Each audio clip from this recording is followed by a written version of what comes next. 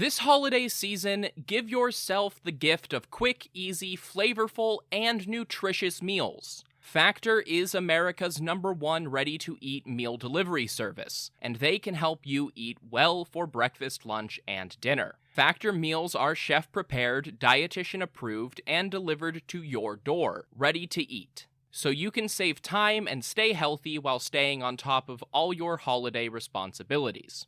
Cross meal prepping off your to-do list with 35-plus fresh, never-frozen meals that are hot and ready in just 2 minutes. Factor offers options to fit your lifestyle and preferences, whether it's calorie smart, vegan and veggie, or their protein plus option. This December, get Factor and enjoy eating well without the hassle.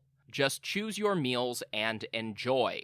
Head to factormeals.com/Persia50 and use code Persia50 to get 50% off. That's code Persia50 at factormeals.com/Persia50 to get 50% off.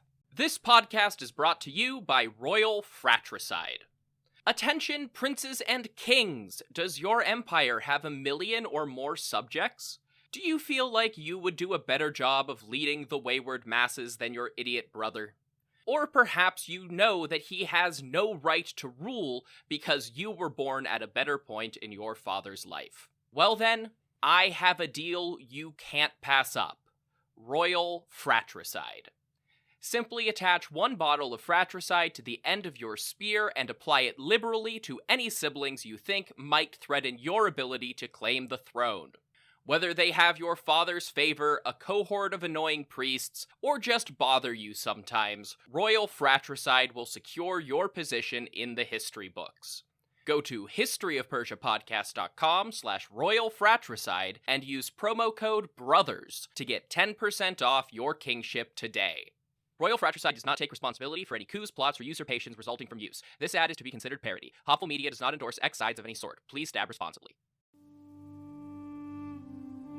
History of Persia is a Hopful Media podcast production. This show is sponsored by BetterHelp Therapy Online. Life doesn't come with a user manual, so when life stops working for you, it's pretty normal to feel stuck. Imagine somebody who spent, say 25 years being really distracted, overwhelmed by clutter, and fluctuating between being really into obscure ancient history and not being able to find the motivation to do the dishes. That person is me, and apparently, if there were a user manual to life, it might have told me that I have ADHD and should talk to my doctor about that. Therapists are about as close to a manual as we can get. Folks who are trained to help you figure out challenging emotions and learn coping skills. BetterHelp has connected millions of people with licensed, registered therapists for convenient and secure online therapy. It's convenient and 100% accessible online. No waiting rooms, no traffic, and not even endless Googling of therapist near me. You just fill out a questionnaire and get matched with an appropriate therapist. And if it doesn't click, BetterHelp makes it easy to switch providers. Everyone deserves to feel their best, so get unstuck with BetterHelp. Learn more and save 10% off your first month at betterhelp.com/Persia.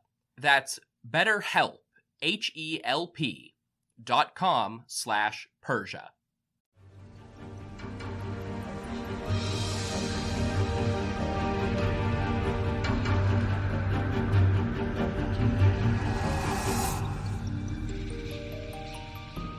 Hello, everyone.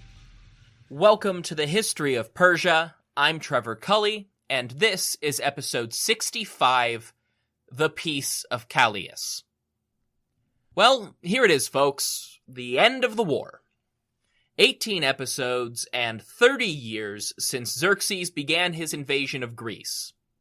34 episodes and 60 years since Athens first pledged earth and water to Darius and then reneged on that submission. In the reign of the third king of kings since this all began, and innumerable Athenian demagogues and aristocrats vying for power, everyone involved was just tired of this.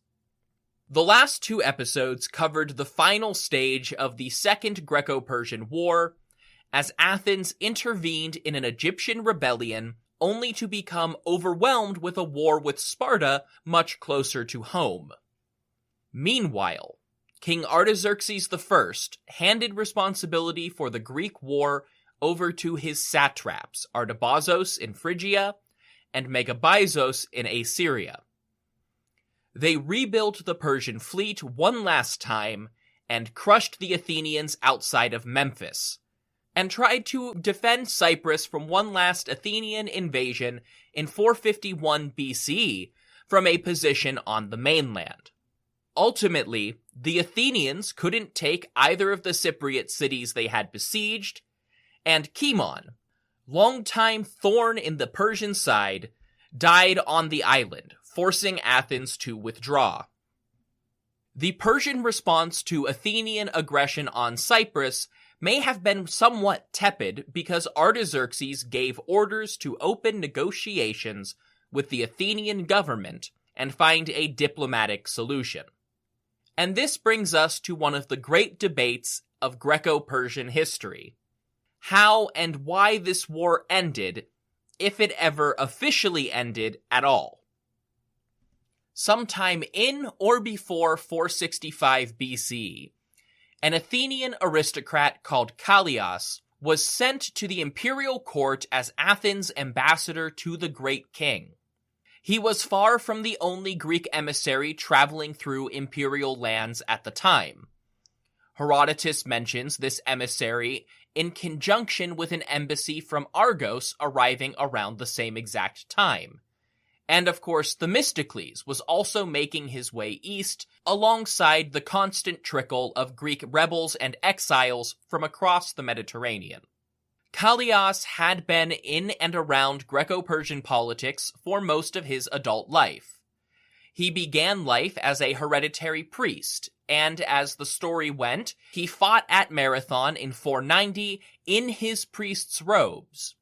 During the battle, he fought in the center and ended up separated from the Athenian lines, and this is when he supposedly encountered a Persian, who interpreted his robes as a mark of royalty. The Persian showed this confused priest the location of some kind of treasure hoard within the Persian camp, and Callias killed him anyway, but used the treasure as a foundation for some wise investments and a small fortune. His wealth, combined with status and reputation, allowed Callias to climb the ranks of Athenian society for the next 30 years of political and military service, until he was sent to Persia. Once there, he was tasked with negotiating with the great king on Athens' behalf. There you have it, all of the information in this episode that we know for certain. Alright, we're done, we'll wrap up now.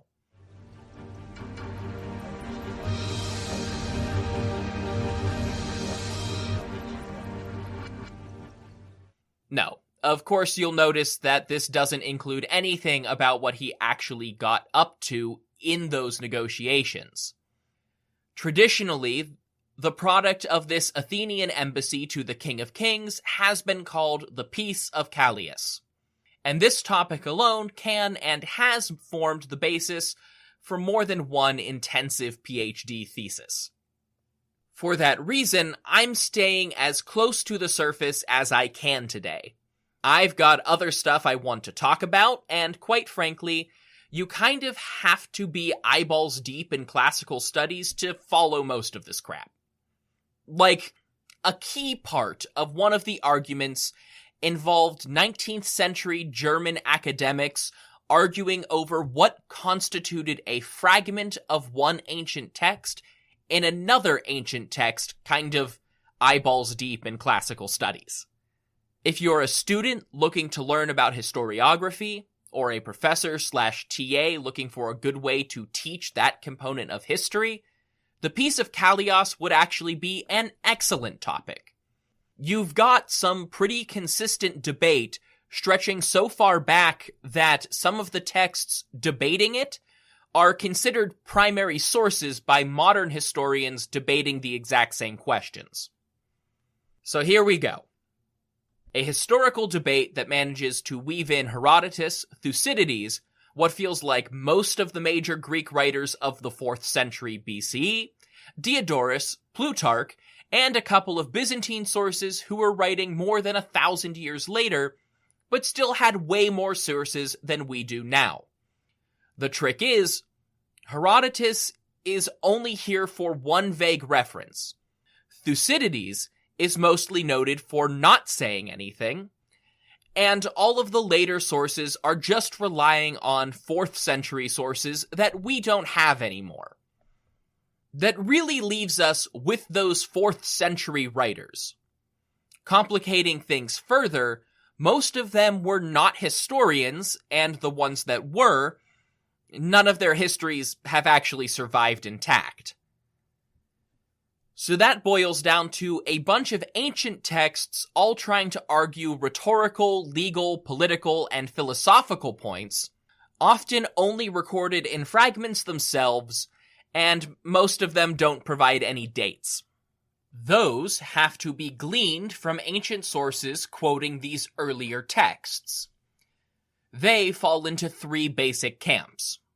The first camp argues that the Peace of Callias is entirely a myth, fabricated in the late 5th century for political purposes.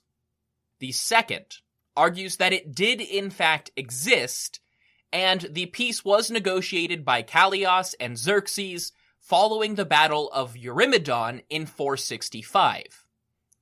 The third finally argues that the peace was negotiated by Callias and Artaxerxes in 449. And of course, all of those positions have been copied by different modern historians. Unsurprisingly, they all have major problems. The mythicist camp relies heavily on how little the other 2 camps can agree on, using the absence of evidence in some sources as evidence for absence altogether. And the word of Theopompus, a Chian historian writing in the late 4th century BCE.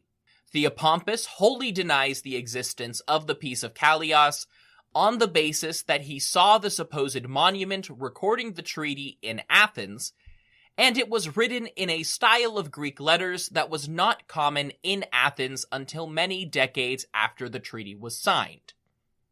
See, I told you, eyeballs deep in classics, this stuff. The 2 believers' camps, even in ancient times, proposed many explanations for this discrepancy. By Theopompus's time, there had been many anti-Persian and pro-Persian movements in Athens that may have destroyed and rebuilt the monument. The language of these treaties never seems to have specified which Persian king was making the agreement, and Theopompus may have seen a later treaty instead. Several more will be signed over the course of Achaemenid history. Finally, the style of writing on that monument was common in Ionia when the Peace of Callias was signed, and the Ionians would have had just as much reason to commemorate the peace as the Athenians. The monument inside the Athenian Empire then eventually made its way back to Athens. Coincidentally, this style of writing is basically the style of the Greek alphabet still in use today, just without lowercase letters. The 465 after the Battle of Eurymedon camp relies heavily on Plutarch, who relied on a collection of 4th century writers and historians. This argument is probably the most flawed, but it also has the most individual sources to back it up. Most writers who offer a date seem to have associated the Peace of Callias with the Battle of the Eurymedon. The suggestion is that Xerxes signed a treaty following the disastrous defeat and agreed to stay out of Athenian business. However, this is heavily undermined by all of the events that followed. If Xerxes and Callias really negotiated a settlement in 465, then Athens clearly had no intention of abiding by this treaty, because they immediately went back to raiding the coast of Cilicia and Phoenicia, and they were invading Egypt and Cyprus within another 5 years. Obviously, this makes the 465 position pretty weak aside from the abundance of ancient sources repeating it. Remember, just because a bunch of people say that it happened on a given date doesn't mean that an event actually happened then if there's no proof other than them just saying it. The mythicist camp would usually point to this as evidence that the peace was just a popular myth. But the 465 believers can point to one of two explanations. The weaker position is that Artaxerxes refused to affirm his father's treaty with Callias and hostilities resumed. There's no evidence for this, but it has been suggested. The stronger suggestion is that the resumption of hostilities neatly coincides with Cimon falling out of favor in Athenian politics.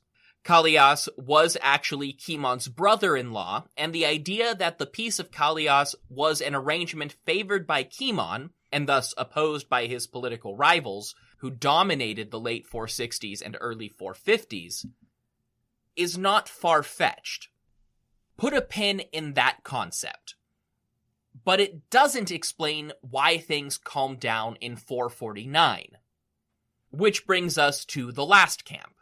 Those who think that the Peace of Callias was made official in 449 following the death of Cimon and the Athenian withdrawal from Cyprus. It is simultaneously the least frequent date in the ancient sources and the one that makes the most sense. There was a peace between Athens and Persia after 449. It was affirmed in a universally acknowledged treaty by Artaxerxes' son, Darius II, decades later. This is the narrative provided by Diodorus, and somewhat crucially, the narrative most modern historians suspect was used by Diodorus' favorite Greek historian, Ephorus of Kyme. Ephorus was well regarded for centuries, even though his universal history is now lost aside from a few choice quotes. He was still in circulation during the Byzantine period, and wouldn't you know it, the Byzantine sources fall into the 449 camp as well. Ephorus also lived in the very early 4th century, before most of the sources for the other two camps were written. The evidence against the 449 date is simply that more sources with specific dates mention 465, and the general arguments of the mythicist camp. I've already addressed the big holes in the mythicists' logic, and the key detail is that most of the sources that mention the peace, or make a vague allusion to it, don't mention a date at all, and can't be said to fall into one camp or another. You have Ephorus and Ephorus-influenced historians with 449, and you have a collection of others arguing 465, but you have many, many more who don't offer a date at all. I, like a lot of modern historians in the last 30 years, follow the logic put forward by Ernst Badian, who wrote a paper on the Peace of Callias in 1987. The Peace of Callias not only existed, but it existed twice. The mythicists. It's coming. Your first 3-day weekend of the year. It's time you started taking your time off seriously. You already spend your week running around. Don't waste a long weekend running errands. Drizzly, the go-to app for drink delivery, helps ensure that you spend your free time the way it was meant to be. Download the Drizzly app or go to drizzly.com today, and you can compare prices on their huge selection of beer, wine, and spirits. Must be 21 and over. Not available in all locations. Position is ultimately pretty weak, and there is clear evidence of a policy change after 449, which we'll see in the upcoming episodes of this show. The fighting between Athens and Persia did stop. However, Herodotus does say that Callias was in Susa in 465, and the Battle of the Eurymedon would have been a good opportunity to negotiate terms. The basic terms of the peace treaty were agreed on near the end of Xerxes' life, but changing political whims in Athens and Persia alike meant that negotiations fell through. The same basic agreement was finalized and acknowledged by both sides in 449, marking the end to the Long War. That just leaves me, Badian, and every historian since Callias got back to Athens wondering why the hell our sources for this treaty are so bad. Part of the problem lies in the nature of our sources. Many of the surviving writers were coming from a strongly pro-Athenian position, and modern historians suspect that the exact terms of the treaty were politically inconvenient for the Athenians. Of the few versions of the terms that have survived, only Diodorus records the Athenians making any kind of concessions, and even he admits that his description is only a summary of a larger treaty. The Athenian Empire, still officially an alliance of equal partners founded at Delos, was premised entirely on fighting against Persia. If Athens made peace with Persia, technically the Delian League should come to an end. Of course it didn't, but the peace treaty still looked bad as more and more of the supposed allies rebelled against Athens. The exact language of the treaty was probably also problematic. Despite some modern historians' attempts to downplay the Greek wars, this was without a doubt the biggest Persian defeat we've seen up to this point. Artaxerxes needed a way to spin it and would have followed the models available to him: Egyptian and Mesopotamian treaties. In those older treaties, the language was always carefully worded to make it sound like the king wasn't actually losing anything. In this case, that meant using weasel words to make it sound like the Athenians hadn't actually gained anything. Again, not a great look for Athens. So if you're writing to glorify Athens 20, 30, 50, or 100 years later, you might not be too explicit with the details of this story, and that has colored history ever since.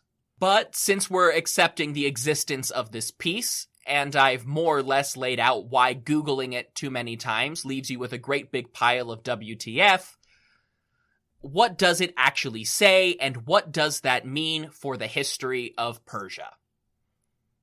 Different ancient summaries give the distance in different terms of travel by foot or by horseback, and use different geographic landmarks, but Diodorus still provides the best account. All the Greek cities are to live under laws of their own making. The satraps of the Persians are not to come nearer to the sea than a 3 days' journey, and no Persian warship is to sail inside Phaselis or the Chionian rocks. And if these terms are observed by the king and his generals, the Athenians are not to send troops into the territory over which the king is ruler. To put that in more familiar terms, the Persians could not enforce their will on the Greek cities or collect tribute from them without their consent. The satraps, meaning the armies that they commanded, could not come within 60 miles of the Aegean Sea, and could not sail along the western coast of Anatolia. In turn, the Athenians would cease all hostilities and stop raiding Cilicia, Phoenicia, Cyprus, and Egypt. Some reports of the treaty say that the Persian army could not cross the Halys River, which some historians have interpreted as an additional clause about a royal army marshaled from many provinces. Obviously, the entirety of provinces like Phrygia and Lydia are on the Greek side of the Halys. Crucially, the Greek cities were allowed to live under their own laws, but there is no language about independence. On paper, Artaxerxes remained the sovereign, ruling over those cities. They just had the privilege to make their own laws, pay no tribute, and form their own separate independent alliances. Of course, Athens would see to it that those alliances were exclusively within the Delian League, and there was an understanding, either implicitly or explicitly, that Athens was allowed to intervene anywhere where the great king did not collect tribute. If they rebelled against Athens, military retribution was still on the table. Back in Persian territory, we don't have any written record of how Artaxerxes spun this treaty and its concessions, but Persian artwork contains some hints. Seals used by administrative officials to sign documents regularly depicted Persian warriors killing Greek hoplites. Artaxerxes continued to portray Greeks as his tribute bearers and subjects in palace artwork at Persepolis. And perhaps the most important for imperial propaganda and the Achaemenids' claim that Ahura Mazda granted their family dominion over the world, money was finally flowing from Athens. In Achaemenid politics, there was nothing contradictory about letting a hard-fought rebellion have some autonomy in exchange for settling down, paying taxes, and not killing any more Persians. We just saw that in Egypt, when Inaros' son was allowed to remain the ruler of Merea, and Amirtius remained king of the marshes, a position that went on to be inherited by his son. We also saw it in Ionia after the Ionian Revolt, when Mardonius swept through and allowed the cities there to become democracies if they wished. Athens sent some diplomatic gifts that could be interpreted as tribute, but more importantly, Athenian merchants could now flood into the Egyptian and Phoenician ports where they had to pay taxes to the great king.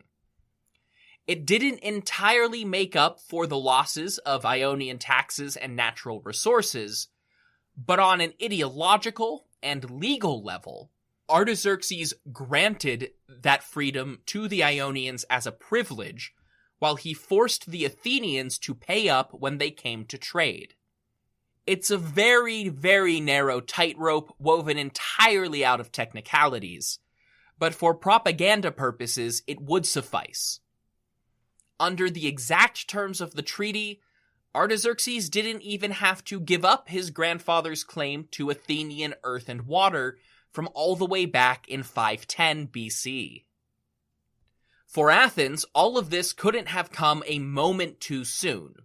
Their truce with Sparta expired in 449 as well, and the Spartans immediately launched an invasion of Delphi in a sub-conflict called the Second Sacred War because of Delphi's religious importance to the Greeks.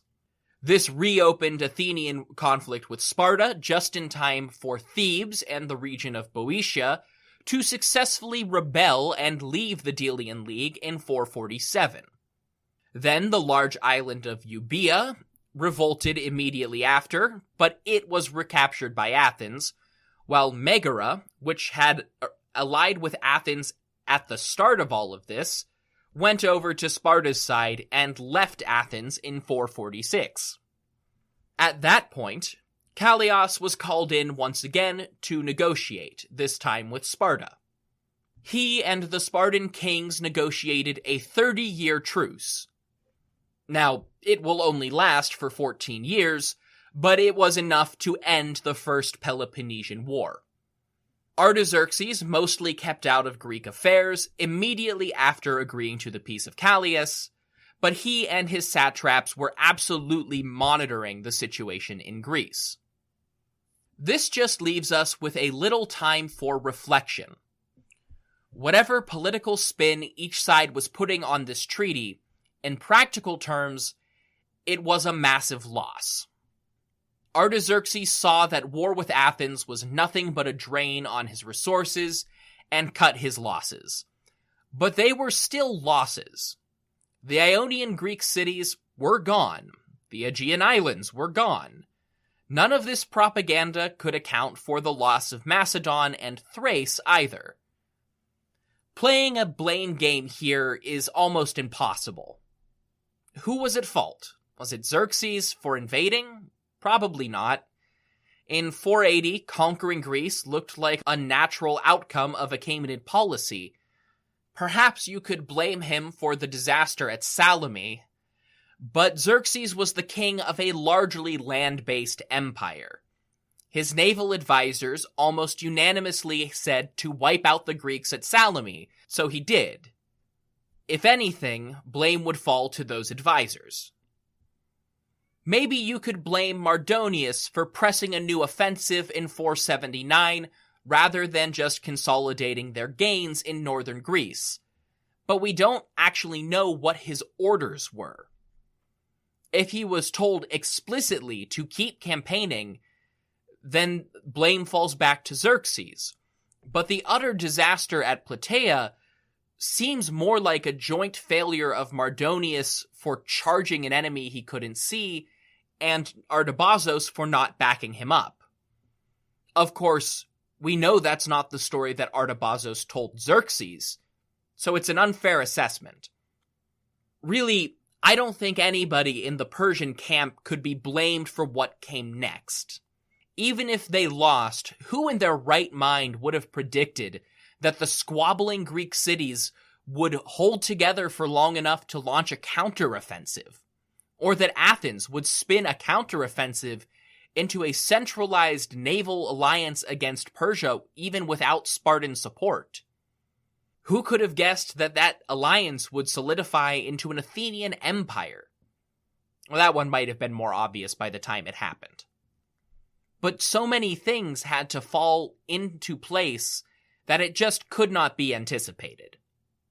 If Badion's theory about the Peace of Callias is correct, then Xerxes did the responsible thing and tried to bring things to an end when it seemed like he couldn't carry on. But Athens could and did press their advantage in spite of Persian goals. Again, nobody's really at fault besides Athens, and they had more or less been winging it with the startling success for 20 years. No, looking back doesn't do much from 449, but looking forward says a lot. We will see in the coming episodes that the Peace of Callias led Artaxerxes and his subordinates to pursue more diplomatic and economic relations with Greece, preferring to engage in proxy wars rather than direct intervention. Increasingly, this put Greek affairs in the hands of the satraps of Lydia, Phrygia, and the rest of Anatolia, as such day-to-day business didn't merit royal attention. In the long term, this will eventually blow up in the Achaemenid house's face. But by the time that happens, the solution will arguably be the single greatest factor in the kingdom of Macedon's imperial successes. So if we can't blame the state of things in 449 on Artaxerxes' predecessors, does that ultimately leave Artaxerxes I responsible for the fall of the Persian Empire? I don't think so, at least not any more than his father.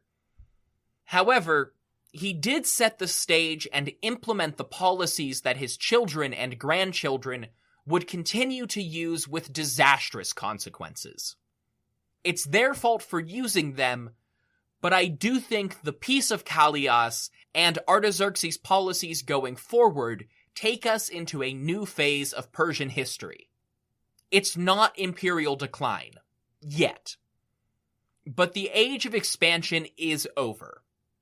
So far as we know, the Achaemenids will not be claiming any new territory on any of their borders. Those borders will fluctuate quite a bit for the next 100 years of narrative. But Darius and Xerxes saw them to their greatest extent. Artaxerxes is now tasked with maintaining the empire his forefathers built. So naturally, the next stop in our story is a dramatic challenge to his rule. Next time, I'll dive into the story that Theseus has been trying to tell since Artaxerxes came to power, and deal with the kind of sad life story of Megabyzus, satrap of Assyria. Until then, thank you all so much for listening. If you want more information about this podcast, you can go to historyofpersiapodcast.com. There you'll find things like my bibliography, the Achaemenid family tree, and the support page where you can find different ways to financially support this project. That includes one-time payments through Stripe or a subscription through Patreon, where a monthly price gets you access to additional content like ad-free listening and bonus episodes. Of course, there are free ways to support the show, but absolutely nothing is better than word of mouth. Get out there on social media and spread the word about how much you enjoy the history of Persia. I mean, come on, we're almost 70 episodes into this thing. Clearly you're into it too. Tell your friends. You can tell them on Twitter at History of Persia, or go to Facebook and Instagram where I am at History of Persia Podcast. Until next time, thank you all so much for listening to The History of Persia.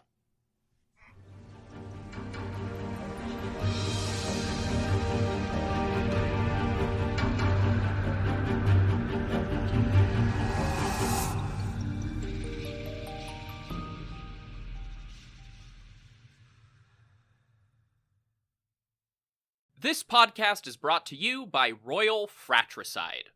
Attention, princes and kings! Does your empire have 1 million or more subjects?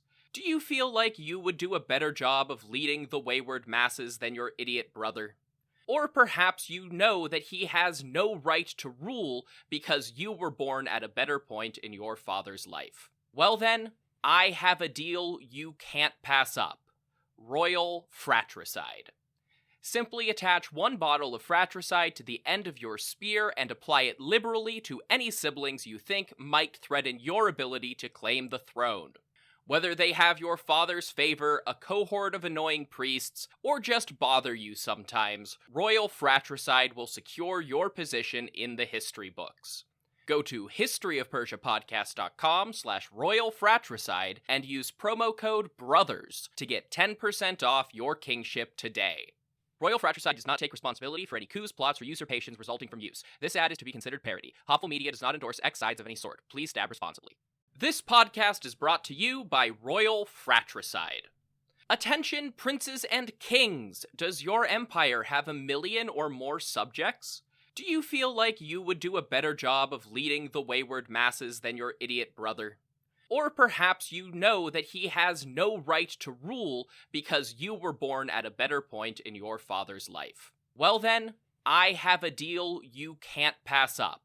Royal Fratricide. Simply attach 1 bottle of fratricide to the end of your spear and apply it liberally to any siblings you think might threaten your ability to claim the throne. Whether they have your father's favor, a cohort of annoying priests, or just bother you sometimes, Royal Fratricide will secure your position in the history books. Go to historyofpersiapodcast.com/Royal Fratricide and use promo code BROTHERS to get 10% off your kingship today. Royal Fratricide does not take responsibility for any coups, plots, or usurpations resulting from use. This ad is to be considered parody. Hopful Media does not endorse X sides of any sort. Please stab responsibly.